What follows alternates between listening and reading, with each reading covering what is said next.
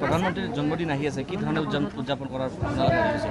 দেশৰ সন্মানীয় প্ৰধানমন্ত্ৰী মোদী ডাঙৰীয়াৰ জন্মদিনটো হ'ল অহা 17 ছেপ্টেম্বৰ।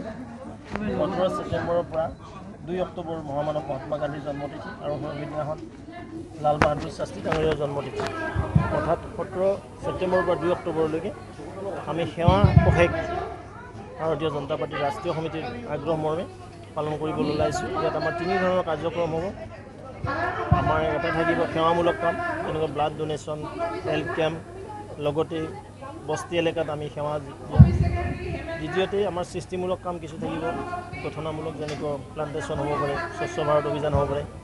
তৃতীয়তে মোদীজীৰ দ্বাৰা নেতৃত্বত তেখেতৰ এই যে 8 বছৰীয়া কাৰ্যকালত দেশখনক কিদৰে আগবঢ়াই লৈ গৈছে বিভিন্ন স্কিমৰ ওপৰত প্ৰদৰ্শনীমূলক। ঠিক তেনেকৈ পণ্ডিত দীনদয়ালজীৰ উপাধ্যায়ৰ জন্মতিথি আছে অহা 25 ছেপ্টেম্বৰত।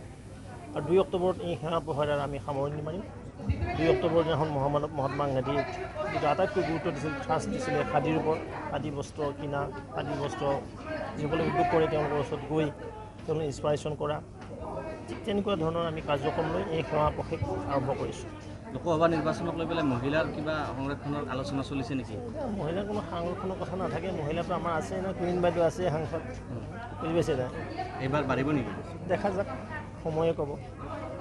কিবা আলোচনা হৈছে নেকি সেই বিষয়ে? ইয়াততো মানে সাংসদ বিধায়কৰ কথা চৰ্চা নহয়, ইয়াত সংগঠনৰ কথা চৰ্চা হয়। আগন্তুক দিনত মহিলা মৰ্চাই কিদৰে আমাৰ মাতৃ সমাজক একত্ৰিত কৰি, মহিলা সমাজক জাগ্ৰত কৰি তেওঁলোকৰ কাৰণে চৰকাৰখনে লোৱা আঁচনিবিলাক কিদৰে আমি ৰূপায়ণ কৰিব পাৰোঁ, কিদৰে আগন্তুক দিনত এই আঁচনি ৰূপায়ণ কৰি মহিলাক স্বাৱলম্বী কৰিব পাৰি, এই বিষয়ে ইয়াত বৃহৎ চৰ্চা হয়।